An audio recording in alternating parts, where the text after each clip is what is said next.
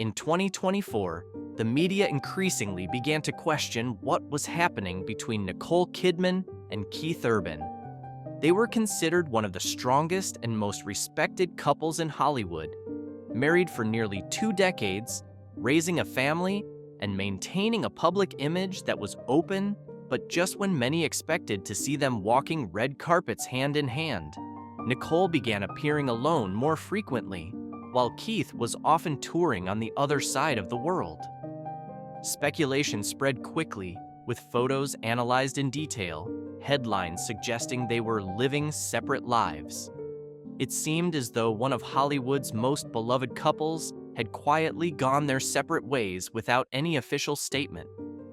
Rumors of a split escalated when Nicole Kidman showed up at a major film premiere without her wedding ring. Journalists whispered that Keith Urban was not only absent from the event, but physically distant, on tour in Australia at the time. They were no longer appearing together as often in public, and social media posts featuring each other had dwindled. To some, it felt like an undeniable signal that something had shifted in their relationship. Yet, as is often the case, reality was far more complex than the tabloids suggested. To understand this couple and their journey, we need to go back to 2005, when Kidman and Urban met at an Australian arts gala in Los Angeles. Nicole, already an acclaimed actress, had recently come out of a difficult divorce with Tom Cruise. Keith, a charismatic but not yet global country star, was quietly battling addictions to alcohol and drugs, even as he shined on stage. The connection between them was instant and deep. In 2006, they were married in Sydney, far from the Hollywood spotlight, surrounded by close friends and family. But just a few months after the wedding, Keith Urban entered rehab. His addictions had become unmanageable. Nicole not only stayed by his side, she personally drove him to the treatment center. This wasn't a fairy tale, it was a raw, human beginning. Keith would later publicly say that Nicole saved him from himself. She could have walked away early in their life together, but she didn't. That choice laid the foundation for a relationship built not just on passion, but on loyalty and resilience. In the years that followed, they became parents. Their first daughter, Sunday Rose, was born in 2008, and in 2010 came Faith Margaret, born via surrogate. Meanwhile, both remained deeply active in their careers. Nicole continued acting in emotionally demanding roles, often filmed abroad. Keith wrote music, toured extensively, and won prestigious awards. Their love wasn't built because it was easy, but despite how hard it often was. Their marriage always walked a tightrope between two worlds, geographical and psychological. Nicole is an introvert, intellectual, deeply immersed in her craft, often diving into dark emotional spaces for her roles. Keith is more of an extrovert, expressive, searching for emotional release and connection through music. These were two people who saw the world through very different lenses, yet somehow managed to align their vision. Their differences never stood in the way. In fact, they formed the basis of their bond, as each had what the other lacked. Over time, those differences could have become obstacles, but they never tried to hide or overstate them in public. In interviews, they avoided painting an idyllic picture.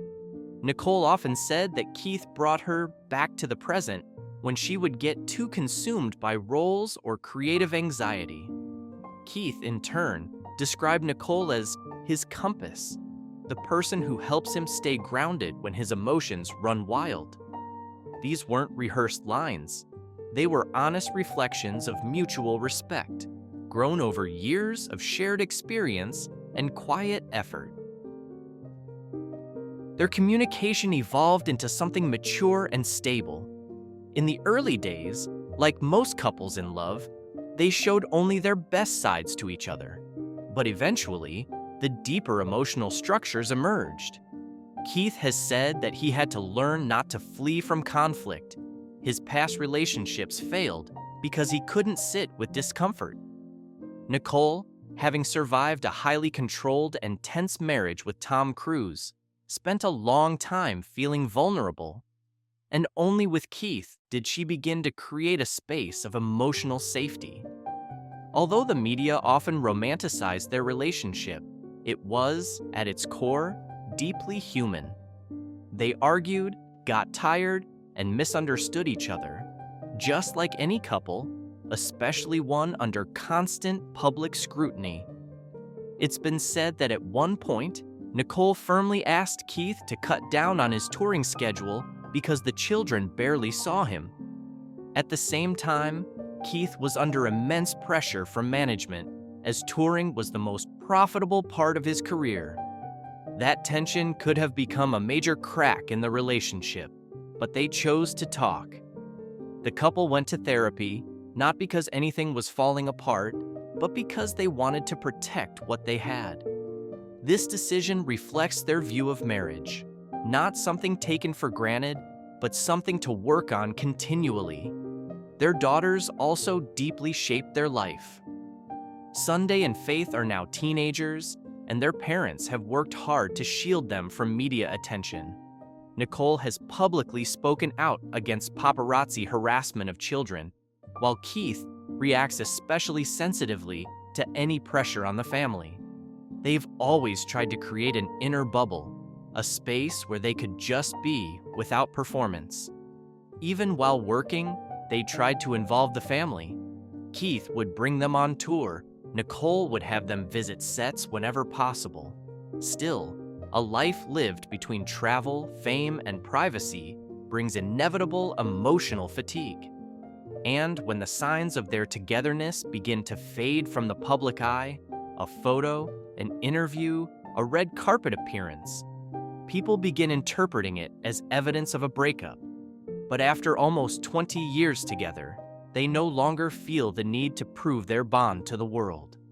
They've left behind the phase where everything had to be visible. They've entered another, where what matters is not what the world sees, but what they feel inside. Yet that silence can also be a double-edged sword.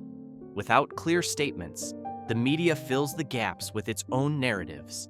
And though Kidman and Urban have never addressed every rumor, the ongoing speculation begins to take a toll, even on strong relationships. Not because the couple starts to believe the gossip, but because public opinion puts pressure on their friends, co-workers, and even their children. Even the strongest couple can grow tired of living under a constant cloud of curiosity. And still, every time the press begins to speculate about a split, they quietly refute it in their own way. Sometimes it's through a song Keith dedicates to Nicole on stage. Sometimes it's in a quiet comment Nicole makes in an interview, recalling how Keith supported her through her hardest moments. Sometimes it's simply a shared family photo from a vacation. Their love is no longer about magazine headlines, because the most important things happen between them, and only between them. And if these quiet gestures speak louder than any press release, then perhaps they've already mastered what many couples are still trying to learn: that true love doesn't shout. It is patient, enduring, and holds your hand even when the world begins to doubt.